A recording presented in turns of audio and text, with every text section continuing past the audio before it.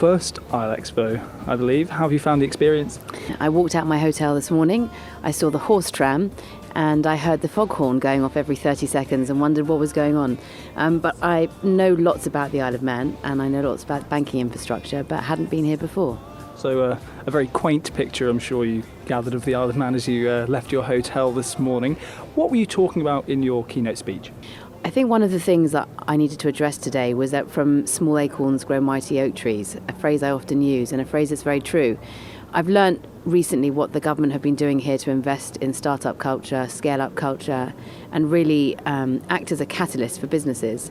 And in many ways that reflects the story that I've had, which is I started small. My first job was in McDonald's. I worked throughout university, and I started my first business at 27, and it takes a while, and you have to learn and nurture and grow with that and rely on some infrastructure around you. So it was pretty much just sharing my story, and I think it was relevant to the whole theme of the IEL Expo a couple of days. And quite an incredible story it is as well. As you say, your first job was in McDonald's, but what sort of drove you into business at such an early age? I think that I was heavily influenced by my father. One of the things I talked about this morning and some of the questions I was asked was on the way to school, I always discussed share prices with my dad. He bought a couple of £100 worth of stocks that privatised in the 80s in the utility companies.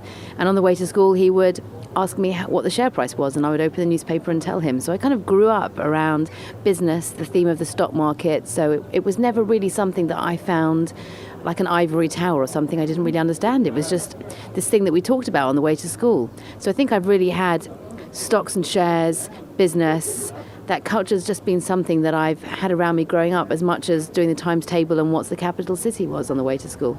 And you've had many different ventures in various aspects of business too, haven't you? Yeah, I mean, one of the things about business is that you need to love what you're doing, feel very passionate about your product or your service, but building a business has a little bit, it's not generic, but there are some similarities whatever the sector that you're in. So what I've learned over the years is that I might have had businesses that spanned real estate or parking, and I'm now obviously in alumni software. But building a business requires the same skills wherever your interest lies and whatever it is you're building or selling or growing. And how much potential does the Isle of Man have? Well, potential is limitless, isn't it? That's the word. And one of the amazing things that's clear about here is that there is a government who are really keen to create a strong infrastructure. One of the questions today was the responsibility of the government to help you when you don't understand, and what if your business plan isn't right? And my response was that the responsibility of a government, the responsibility of politicians is to create an infrastructure in which you can operate. Good roads, good Wi-Fi, good telecoms, a healthy regulatory environment.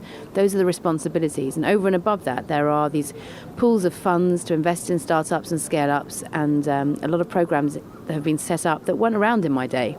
I never had access to mentor programs and diversity schemes and grants that I could have had access to, and equally all the resource on the internet and LinkedIn and Twitter, all these things you have at your disposal. So I think that wherever you are in the world, there is no limit on potential. So you're saying the Isle of Man government is creating a platform for local businesses to build and to thrive. What happens though if there are people out there who are quite happy with the local aspect of their business and perhaps don't want to expand?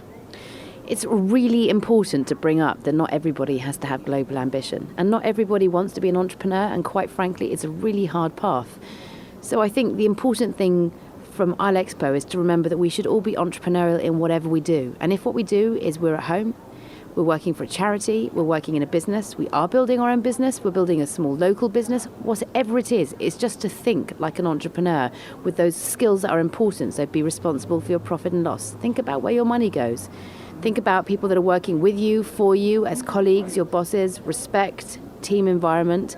So you don't need to have global ambitions to be thinking about building a business. It might just be there's something local. It might be a small niche that perhaps a group of your friends have identified and you can fill in. And it might suit you, it might be flexible, you might be able to work one day a week. There's absolutely no prescription for what entrepreneurship means. I need a dollar, that's what I need. Hey, hey, well I need a dollar. In this day and age, every business can be global from day one. It doesn't matter where you are. You have Skype You have all kinds of technology tools that allow you to be somewhere when you can't be physically present, essentially, to participate in ways that were never possible before. So I don't think that being on an island is any kind of limit to any kind of ambition. Globalisation, they often say, has shrunk the borders, so everyone is a lot closer and it's a lot easier to connect with people. What about the hurdles that you've had to overcome throughout your career? There are hurdles on a daily basis when you run a business. There are hurdles in recruitment, finding the right people, keeping the right people, inspiring the right people. There are hurdles to do with financing, product, outsourcing. There are hurdles to do with, regulatory requirements, with annual accounts. One of the things about business is it generally means hurdle sometimes.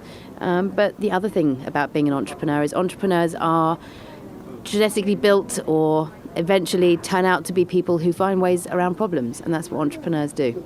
And how do you cope personally? I mean, I imagine with all your ventures, you're incredibly busy 7 days a week. But so how do you cope with all the hurdles? I think like everybody in whatever they're doing, I do my best. I certainly take time out to breathe. I really believe in having a side gig, so doing something that helps somebody else, not just myself. I believe in entrepreneurs' karma, so paying it forward where possible.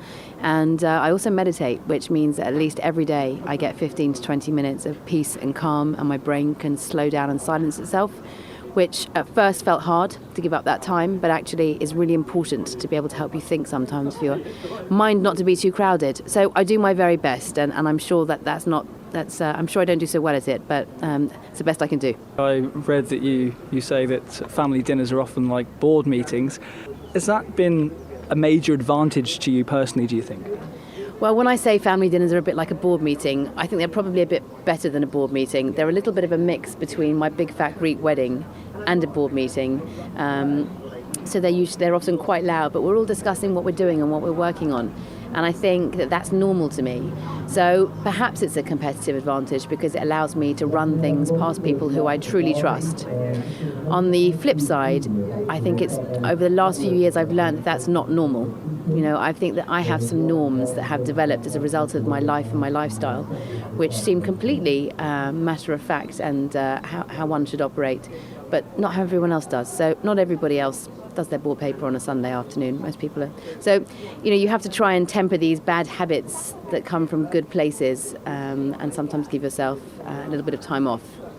What about being a young woman in the business world? Have you found that particularly a big obstacle to overcome? I get asked that question constantly, and my answer is I don't know any different. So I don't know what it's like to be a man in business. I just know what it's like to be me. I've experienced highs and lows, people who've been appropriate and inappropriate, but I can't think that's necessarily based on gender. I do know that when you stand out in a room, it's a competitive advantage. So I don't think that it's ever been something that I've considered to be an issue. I didn't think about it for many years because the whole concept of diversity, the whole conversation around equality in the workplace wasn't really something that people talked about when I started my career. So it's something I'm just aware of now. I will say this though, there's an enormous amount of work to be done for gender equality to be something we can celebrate in the workplace. What also irritates me is quite often you'll find businesses that are consumer facing and there are no women on the board. It's just not possible to represent and understand your customer base if you don't have a mix of genders, race, age. It's not just diversity. You need to have a mixture of people to be able to have a really good eye on your business, I think. And many people listening to this will have seen The Wolf of Wall Street. What does that image of city life do you think, to people's ambitions, to women's ambitions in particular, in going into that sort of industry? Well, I hope that we've come a long way from the sort of image that Wolf of Wall Street portrayed. I think a few things require our attention. First of all, most offices are not aggressive trading floors. And although certainly those are places where I've heard some of the worst war stories of gender issues in financial organisations. I worked in the city for 7 years. I found my colleagues to generally be respectful and thoughtful, kind, and certainly didn't find that gender was a particular issue in that respect. I don't think there will be many places on the planet that will be any kind of reflection of the Wolf of Wall Street, and if they are, they'll get called out because there are now enough women of influence who are watching very, very carefully. We see with a lot of litigations taking place, high-profile litigations taking place, Fox News recently, people are being called out and people are being held to account. No doubt not enough. The other thing is that there are incredible women leaders that are emerging in all areas of business, and we all look out for each other and we look out for the next generation. So if there are people who are known offenders, we know who they are and we're watching them very carefully. And what would Wonder Woman's advice be to anybody in the Isle of Man, any young person in the Isle of Man who has ambitions to follow in your footsteps, if you will? I don't know that my footsteps are the right place to follow in. Find your own. But I will say a few things. First of all, think big. One of the things that we are taught is that to think big and to say so is inappropriate and megalomaniacal and arrogant, and it isn't. It's absolutely fine to have ambition, and it's completely fine to voice it. I think one of the things about Silicon Valley is that people there are unashamed about their ambitions. I want to grow and scale a large business, or I want to achieve X, I want to achieve Y. We should be a little bit more like the US in that respect. I also think that we should acknowledge that failure or not being successful, whatever successful means, is also okay, as long as you learn from it. Because none of us have been successful every single day. None of us who've built businesses found it easy. They weren't built overnight, and they were the product of a lot of hard work. So it's okay if you don't always come out as the winner. Just learn from that.